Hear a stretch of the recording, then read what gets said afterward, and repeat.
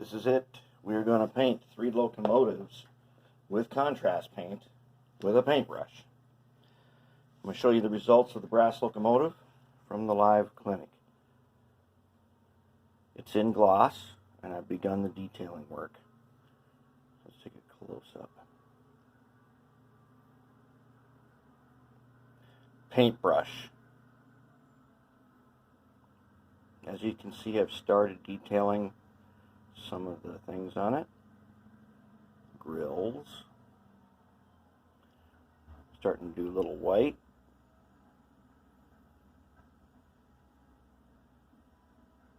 But otherwise, yes, that is a paintbrush. Cross mopping. Let's take a quick look at that again.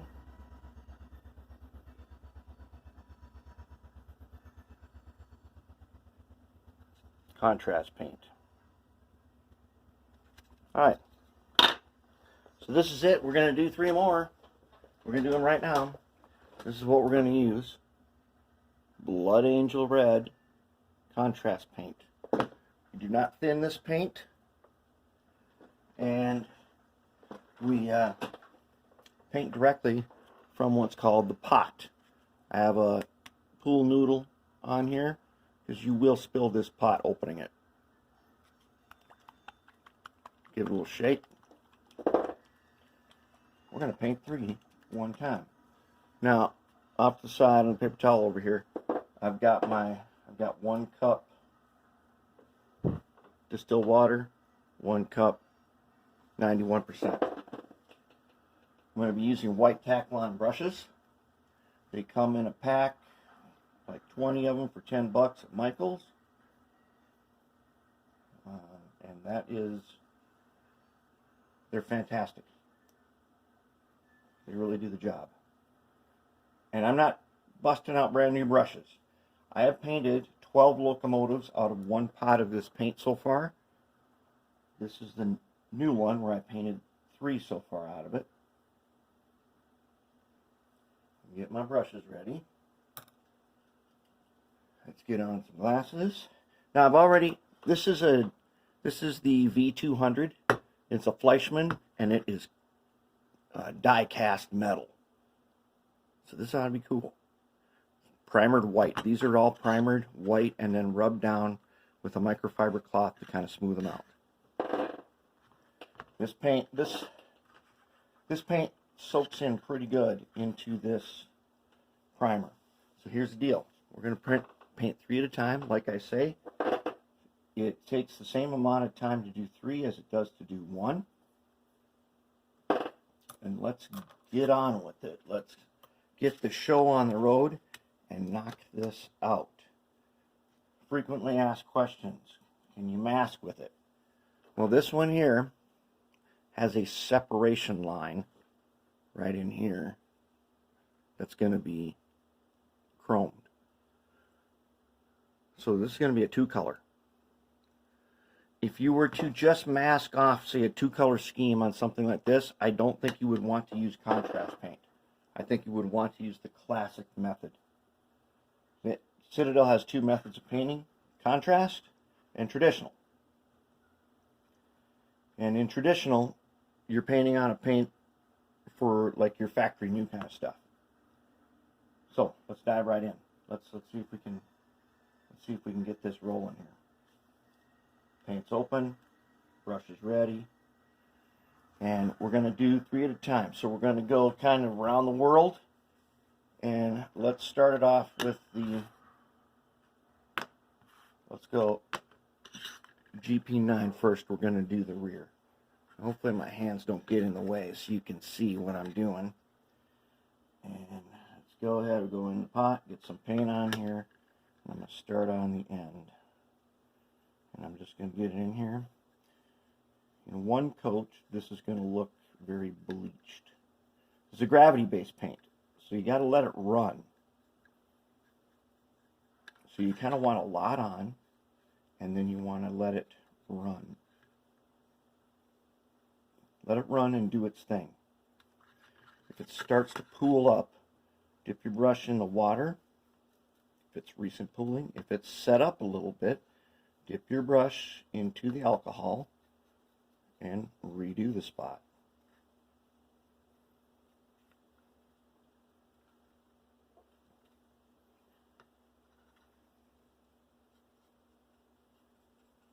Okay, we'll get in these stairs. I need quite a bit.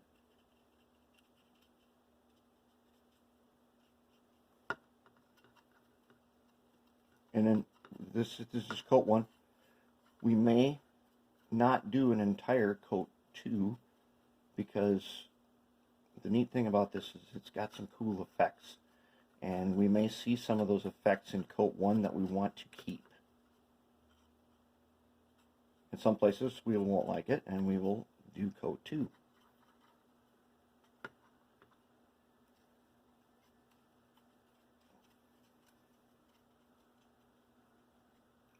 So hopefully in high def here you'll be able to see a lot more than you could see during the live video.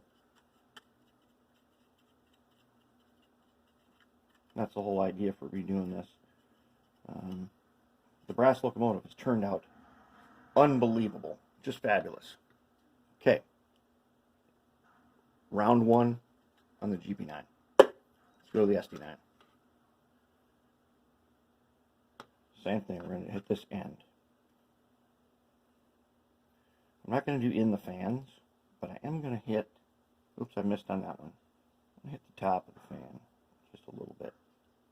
I'm going to hit the top of the fan.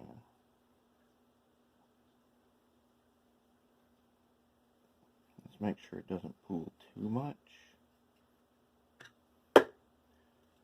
And I'm not going to hit inside the grills because I detail them differently.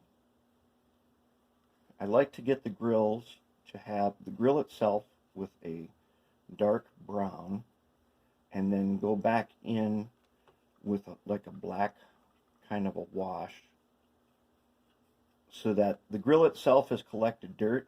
It's got the super dark dirty brown to it, and then the inside, which if this was an actual real wire mesh on here, see, you'd be able to see through to the inside, and that if it's dark in there, it should make that black, so it looks kind of like you can see into the locomotive.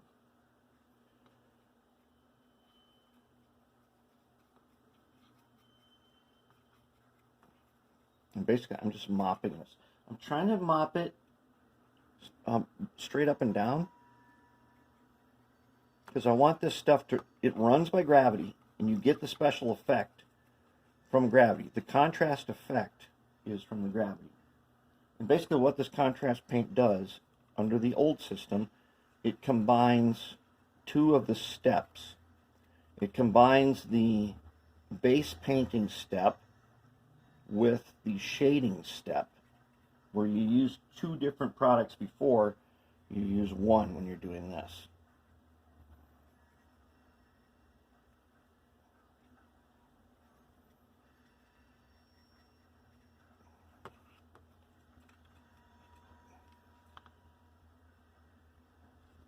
And I will tell you what, like I said before, it's going to be a while before I airbrush a locomotive again. This contrast paint is just making things so much fun and easy to get the effect I like. I do not like rust buckets, and I am not real big on factory new. I need an in-betweener that looks like it's in service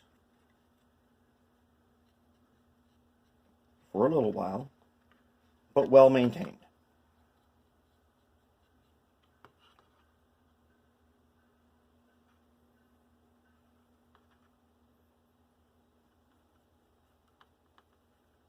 And that's what this contrast does, that perfectly.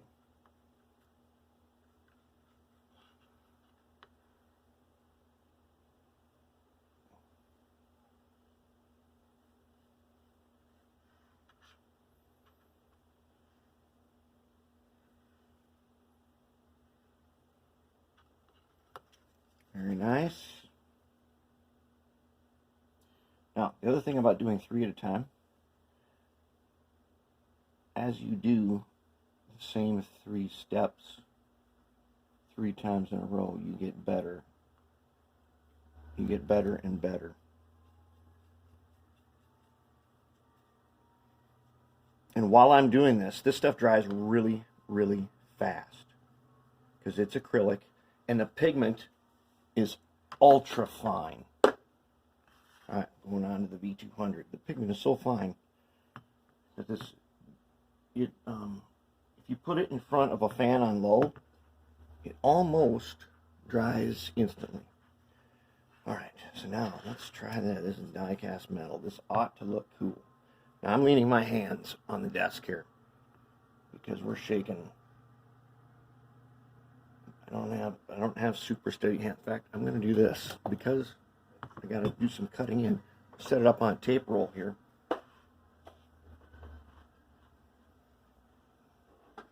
Let's see here. I'm going to have to use the 2-hand hold on this one, I think.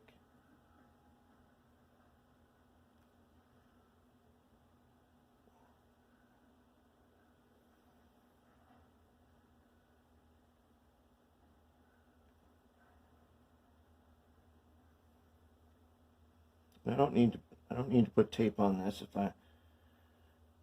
You don't need a super steady hand to do this right if you've got the right brush, which we do, and you carefully examine what it is you are going to paint to find the natural separation lines. Okay, see it's a little streaky. So this is a candidate for a second coat.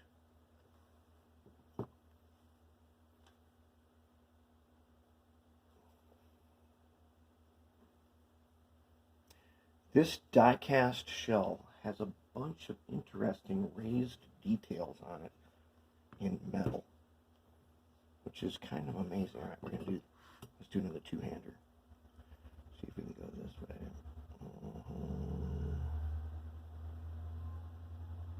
All right, we got a big blob on there. Mop it. Mop. Let's mop it out. Let's try to let it run as much, but don't let it pool.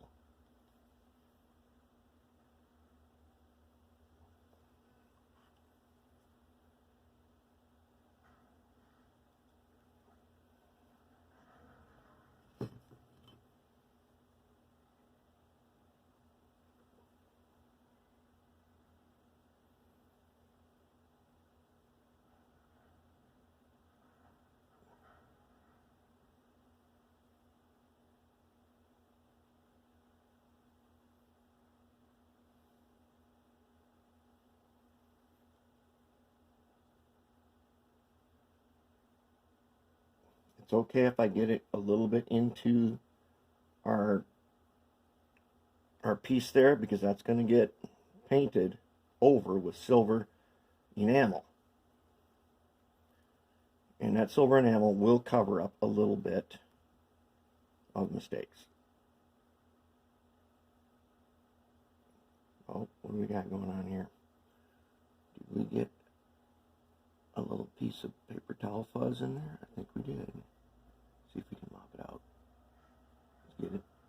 Wipe her off on the towel. Okay. Okay. Going back to the GP.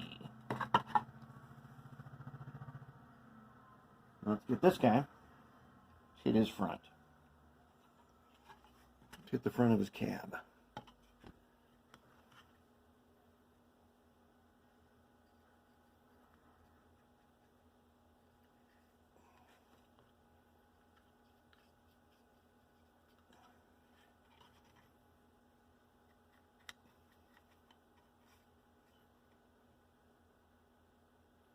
Now for me, my SOP is in the interior of green and a silver roof.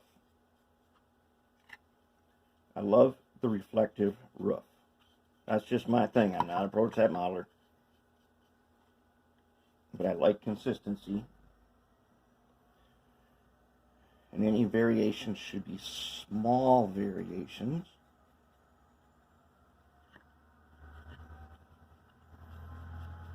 For at least the locomotives are getting the red.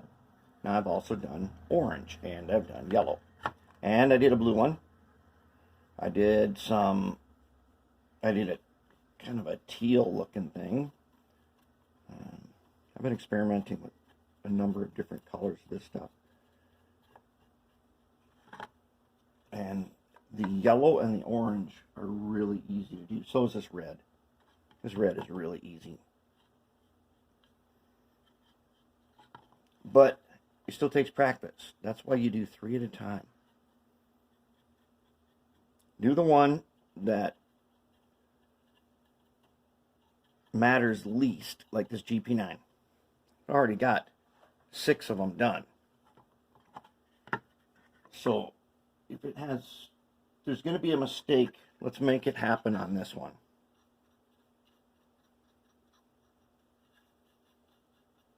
Actually, I have 6 on the layout. I have this one plus the one I did from a live show. So that would make 7 and 8 of these things.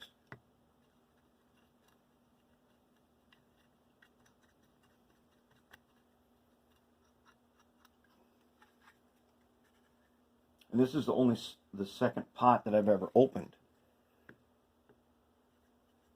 So you really get, it's a little, for paint, I think it's like $8. But if you're doing like I'm doing right now, it goes a long ways. Like when I airbrush True Color. True Color is my favorite airbrush stuff, and that does not go, you're not going to get 9 locomotives out of a pot of True Color. But like True Color, which is basically thin enough almost to go straight out of the pot into the airbrush, so is this contrast paint. I have airbrushed this contrast paint, and I'll tell you that is kind of a waste. Because if you use the non-contrast version of the same color, they almost look the same. And then you are losing the gravity effect that you want from the contrast paint. The gravity effect is, as the paint runs down, wherever it finds something, it will kind of highlight it.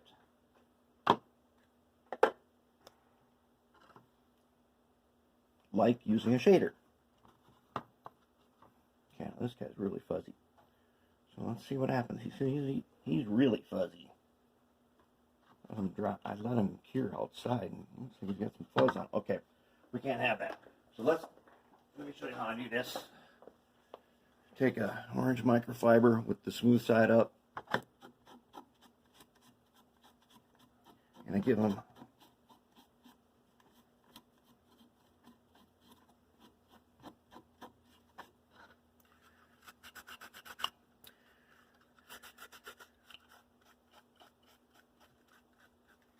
little rub. Try to smooth out some of the primer. There we go. Now let's try them again. You can spend a lot of time smoothing your primer and there's all kinds of special effects you can get by doing stuff with your primer. One of the techniques, if you start looking for the really good painters who use this stuff, I am not that good. There are good painters out there. You've got to be willing to look at people doing something that is not model railroad related, which you should be doing anyways. You watch them, and they'll primer something black, and then they will mist it white, and they will get, that's called zenithal priming, and they will get a really, really cool effect with it. And I've tried that on some things. With this red is kind of a little bit on the dark side to do the black primer and zenithal with. Even though I did an SD24 like that, it looks cool, but it is quite dark. And I find that the darker models, they are harder to put detailing on them that really stands out.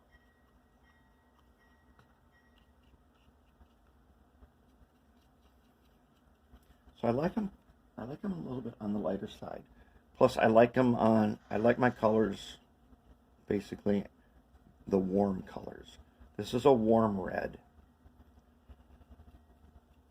You should know, if you don't know the difference between warm and cool colors, if you have something that is black and white, that would be considered cool. If you have something that is like orange and yellow, that would be considered warm. And each color has its warm version and its cool version. And to make something look right, if you're using a warm color, stick with all warms. If you're using a cool color, stick with all cools.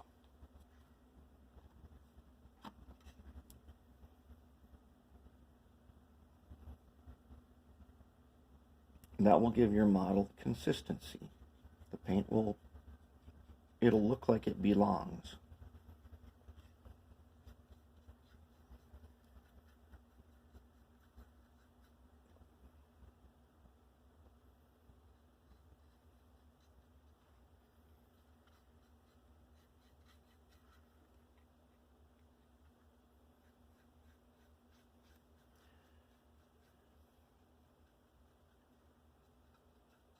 See how fast this is going? It's going fast because that is one of the keys to contrast paint, is going fast. Go fast, find the pools, smooth them out a little bit, let gravity do its work.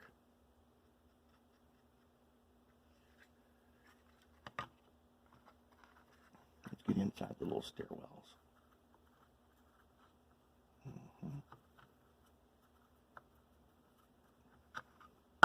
Okay, very good.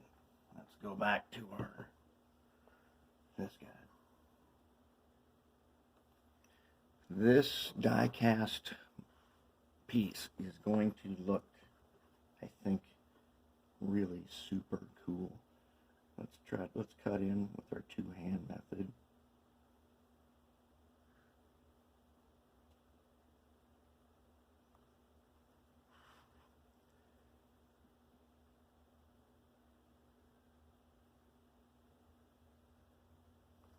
There's a spot here where I've rubbed the primer off and it's bare metal, and I'm not going to fix that. I'm going to let this paint go over it. Because I don't know what it's going to look like. It's probably going to be really spectacular. It is not about being perfect. Number one, it's about finishing the job. Number two, everything should have its own personality.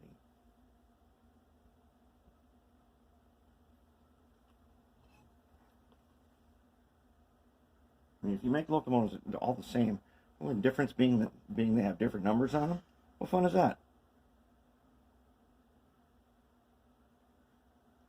They should all have something unique about them.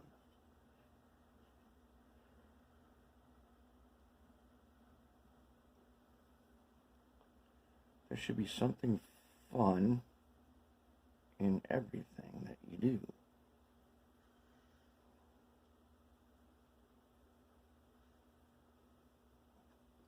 For example, you all know on the GP9, especially the Athearn Blue Box one, you know those little pieces where the stairs come down that are a separate piece that you put on and they're often lost and you end up having to make another one?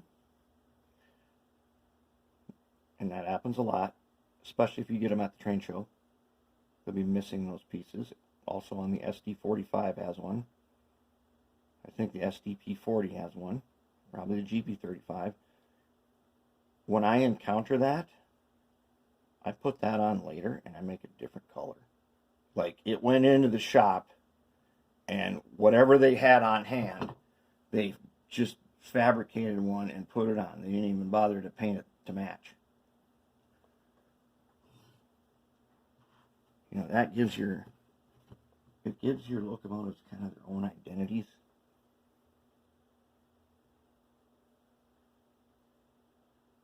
And in this day and age, you know, replacement parts are common. And if there is no reason to, like, finish it off and the locomotive's got to get back into service, they don't do it.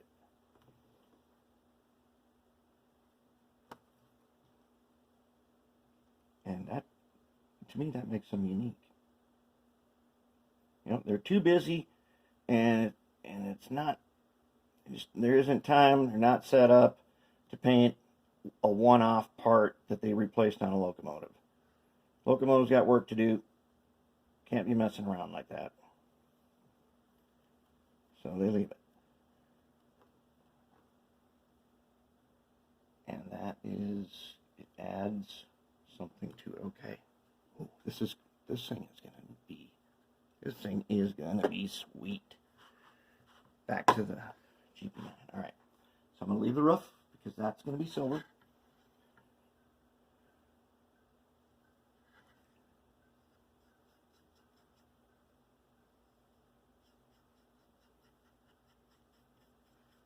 Now this one, the primer was kind of dusted on, so you can definitely see the black shell through the primer. Oh, wait a minute. This was a red shell, wasn't it? I primed this black first. Yes, I did. I primed this black, and you can see some of the black showing through, because then I misted it white. Okay, so this is going to have, it's going to have some kind of you know what? SD9 might be the same way. It might have been zenithal prime, now that I think about it. I did that SD24 and it turned out darker than I wanted it, so I went back and I added white to these other shells that I was going to use, and now we're using them.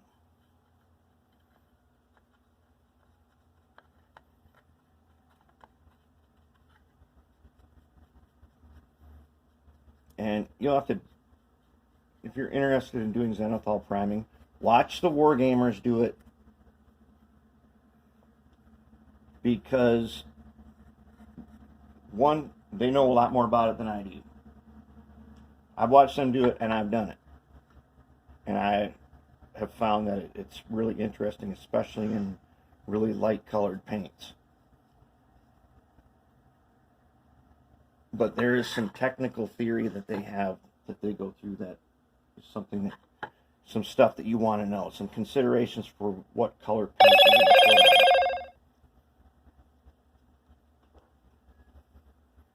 Yeah, we got notifications of stuff going on everywhere, don't we? There's always some computer noises.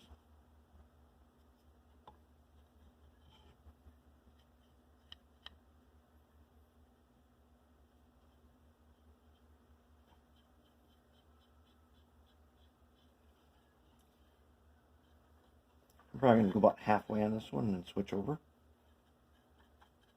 Switch to the SD9. But look, there ain't no special, other than knowing that this is gravity-based paint. Do you see me like trying to be careful about brush strokes? No. What we are trying to do is mop. We are mopping paint.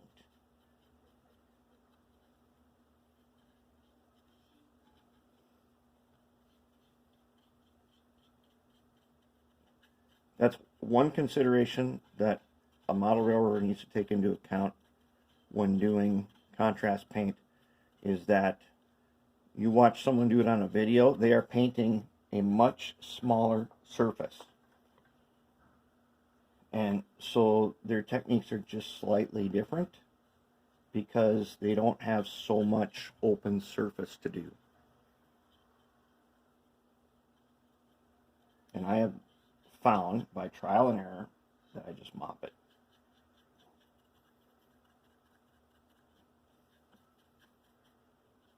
I mop it, I try to let it do its thing.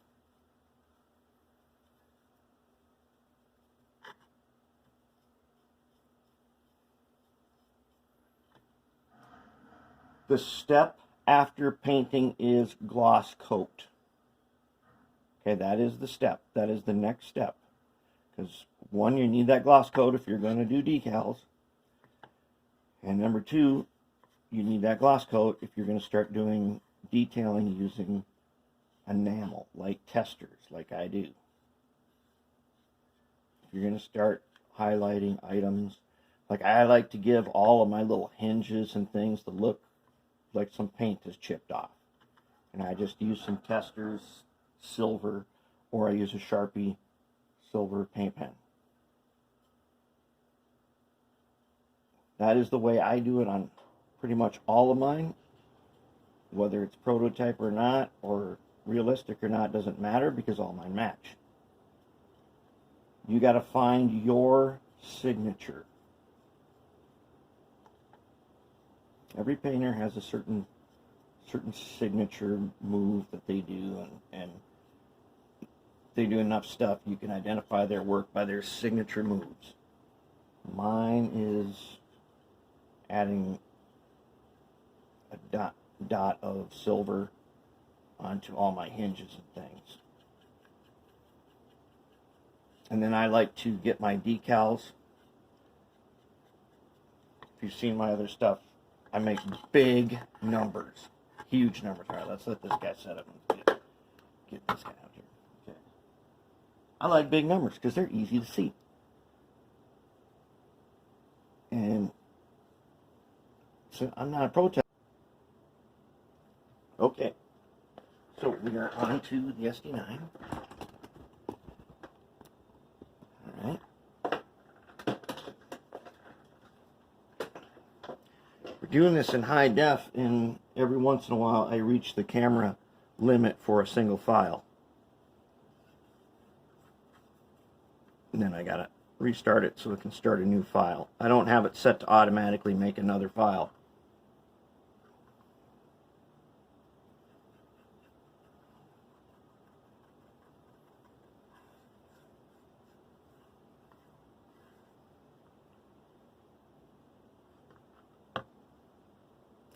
There's a lot of piping on the top of an SD9 and an SD24. Makes for very, very cool stuff. This contrast paint.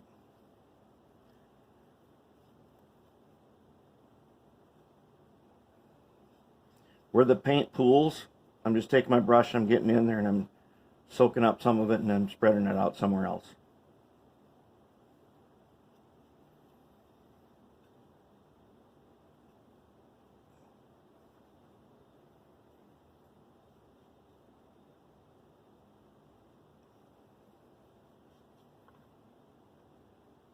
We might be getting into the boring stage where all I'm doing is just slopping on the paint and mopping it in. I'm mopping a floor, trying to get it everywhere.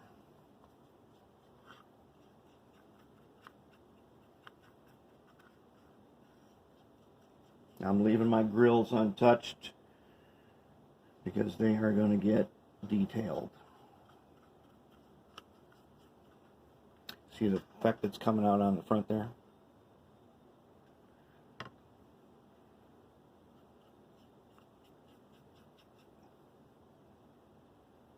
This locomotive is going to look like it has been working. It's also going to look like it's reliable. It ain't pristinely clean, but it's not a rust bucket.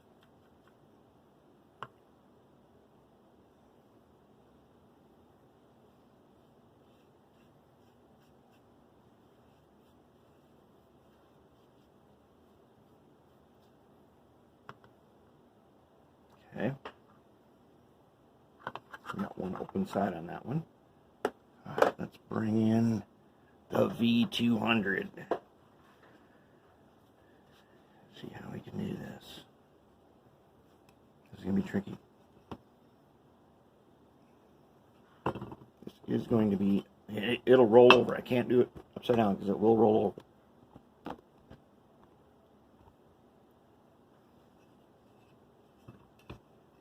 It's very top heavy. Good. Interesting thing about this, we're going to have to do the two-hand method. The interesting thing about this is when it's together, it is so heavy. The other interesting thing is this was made in 1958 by Fleischmann. It has a motor which is very similar to the Tyco Power Torque, but it has more gears. And it worked. Now I got the motor stripped down. Being 62 years old, this motor needs refurb. But other than that, the motor should have no problems with the motor. Will not need to remotor this. The original motor will work just fine. And the way it's wired, it's got this interesting lighting system in it where there's an encased light bulb in a tube. That tube, you know those plastic light strips that you find inside locomotives that sends light from the middle to the like the ends of the locomotive. It's got that encased in this thing with this plastic tube. The light shines in the tube, and then the tube goes to 3, so it's got ditch lights on it that light yellow, and it's got headlights. Okay, this guy's got a coat on him. He's going to be a candidate for a second coat. And not really a full second coat, just a touch-up. Alright, we are down to the final side on this guy. Let's get a bunch of paint on here and go for it. There we go.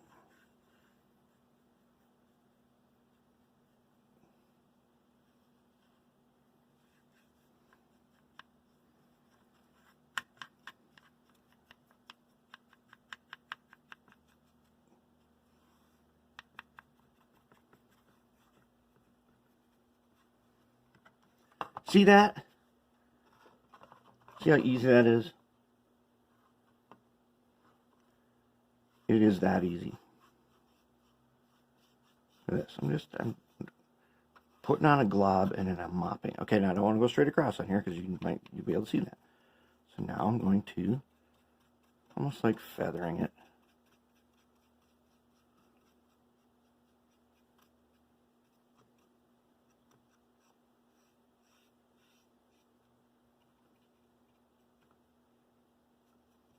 All right, this guy's in one coat.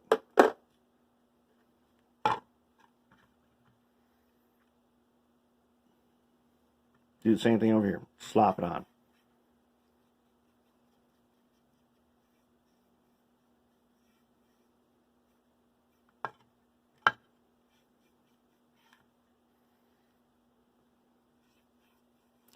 See that there?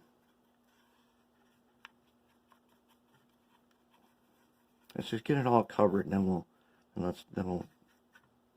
go back quickly. Gotta work fast, and then we'll feather it out. Okay. There we go. We got all the paint on it. So now let's give that paint a direction, up and down, as if it had been rained on.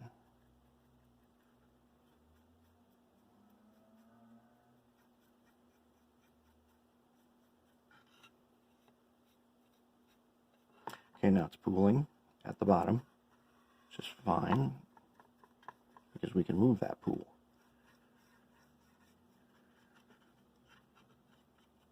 There it is right there. Missing the little step guard. I will probably take a piece of oyster tin, cut it into the shape, and just glue it on there. And then I will leave it, and then I'll probably like put a little weathered wash over it. Alright, you're done. Let's go back over here to this guy.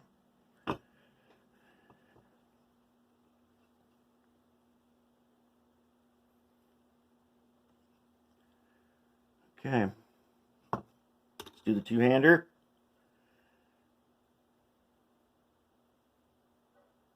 I don't have to be this careful, but I'm going to be.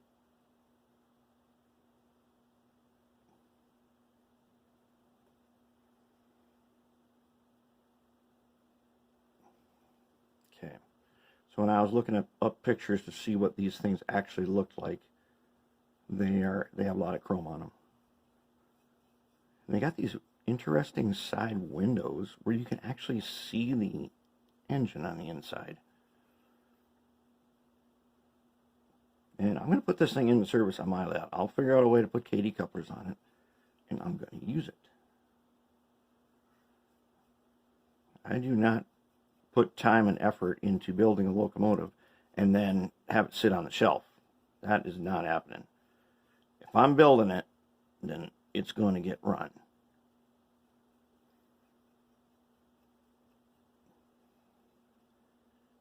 And I'm not, since I'm not a prototype modeler, one of the things that I do is I try to create some consistency so that I can use an SD9 and an SD90 when they match each other, and the freight cars and things that they are pulling. Okay, let's check this out. When everything matches itself, they don't look out of place. But you got to go through and you got to make some consistency somewhere to make it plausible that they exist together. And in my case, that's numbering and lettering. Because these days, there are places, if you've ever watched that aerial video of Larry's Truck and Electric, you've seen what he's got back there. There's like E8s.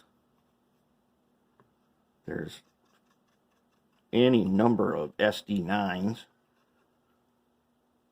There's tons of old locomotives back there that are all candidates probably for rebuilding.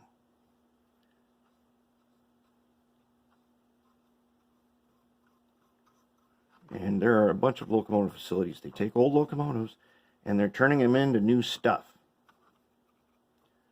So it is totally plausible these days to have old and new stuff. I recently saw an SD9 that had been rebuilt and it had a new cab on it, square cab and everything. It had been rebuilt and was being used in yard service.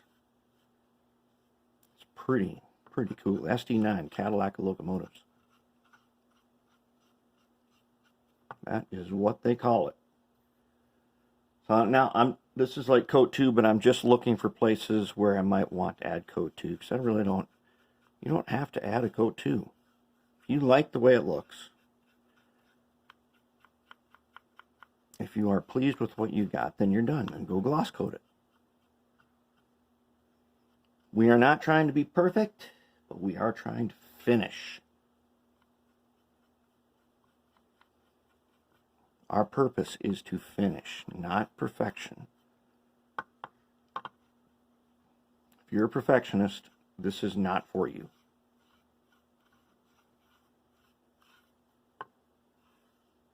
If your OCD can't take it, this is not for you. Well, you have to learn. I know a bunch of people who got some pretty severe OCD. You've got to learn is you've got to redefine what your perfection means. And for me, that perfection means that I have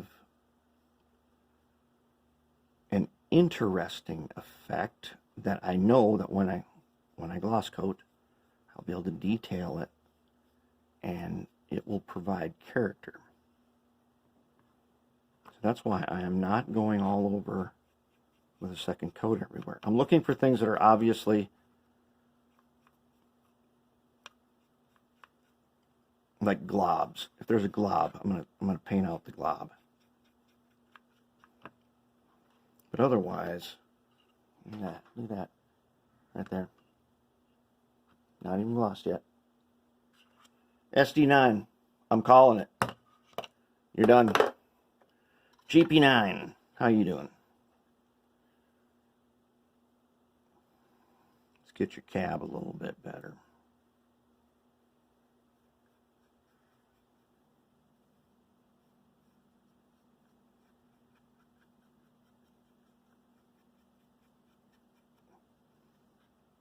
Not bad. Keep the side, keeping the top. How's your front end? Front end is a keeper. I'm tempted, and I'm going to say no to going over that. I'm going to keep that bleach look.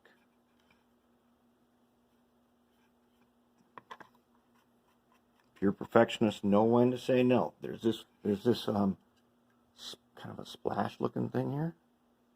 We're keeping it. We're keeping it. It's going to have a neat effect. We're keeping it. Finally, this guy, being die cast, he's going to need a little more paint.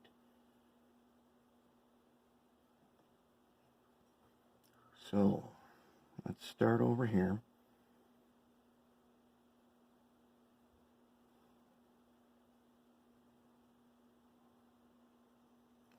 This thing, being metal, is so... That's why on brass, the amazing smoothness of where you barely missed the brass piece, and then you, with the primer, and then you wipe it down with the cloth, you get super smooth.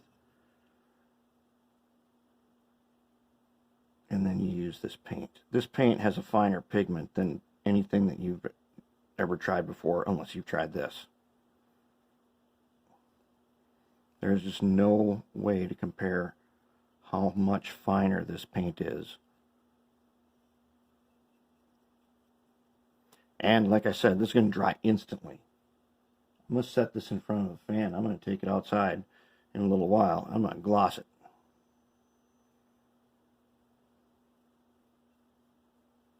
First, I'm going to try to get...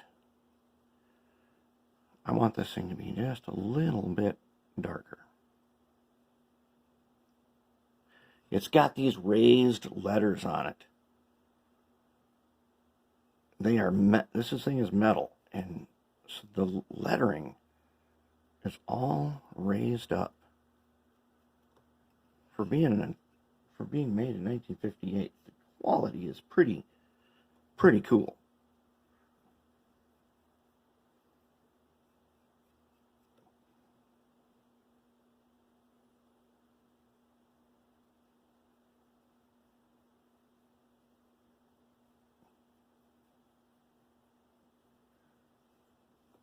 Yeah, that's what I like to see. Okay, when you're looking at it, first you think, oh, there's a bunch of brush strokes. Forget the brush strokes. Forget them. Don't worry about brush strokes. You're going to gloss coat this. Those brush strokes are going to look as if this thing is in the rain. And then, here's the thing. They look so cool in gloss. It's hard for me to say I'm going to dull coat it. Now, I don't have any problem on the GP9s and SD9s because I've already done a bunch of those and put the matte coating on it, and they look spectacular. I also did the Tenshoto SD24 and matte coated that, and it looks spectacular. But the Kraus Mafia ML4000, I'm going to semi-gloss that. It just looks too much like red candy. There's no way I'm going to dull coat that. It just looks too cool. Same with this one. I did a British locomotive called a Deltic, made by Lima. That's another one. That double cab kind of thing. It's just too cool to dull coat it or to matte finish it. I don't use dull coat. I use premium acrylic. I use premium matte acrylic that you find at Michael's, Joann's, Hobby Lobby, a few places like that. They have premium acrylic and I love it. It's really good stuff. It's very fine. Probably why it's called premium.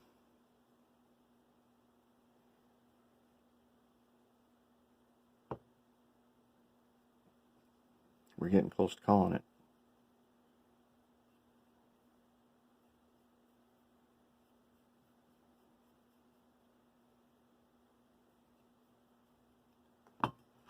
We are getting very close to calling it.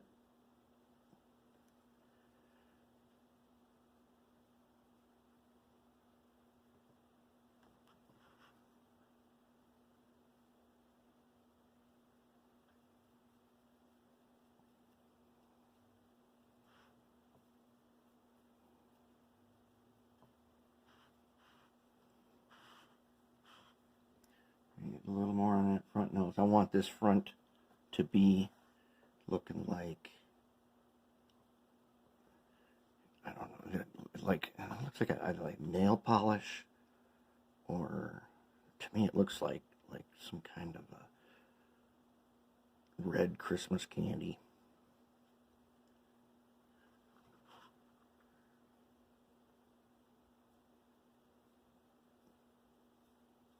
Or when you say candy apple, it really looks like that nice.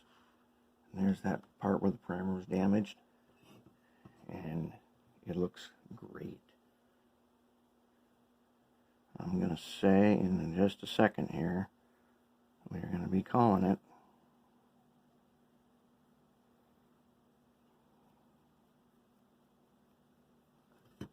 Oh no! Ah! Oh crap! All right, emergency. What do we do now? Quick, get a Q-tip. Get a Q-tip. Put some. First, we'll try water. Got it. If the water don't work, we go for the alcohol. We got it. Now, let's find that thumbprint. Yes, that happens. Let's find our thumbprint and see where did we touch it. I see one spot where it got touched.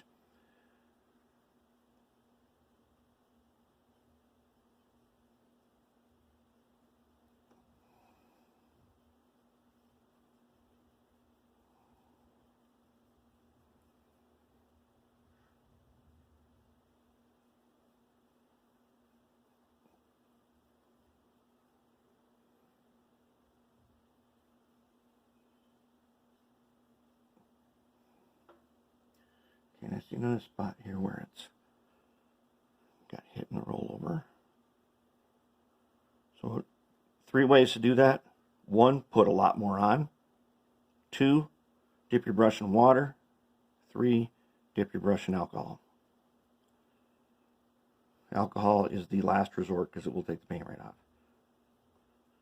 All right. Can we call it?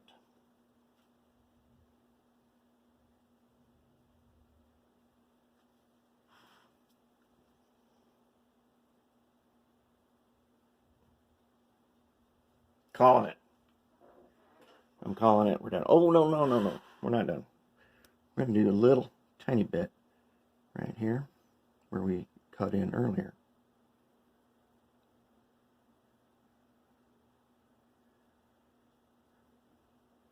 Not a lot, just a little extra.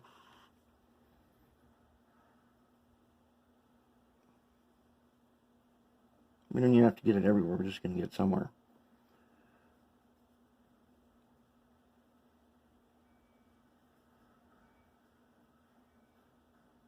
Calling it. We are done. We are done with 3. They are ready for gloss, and it is that easy. And it's that fun, and we did 3 of them.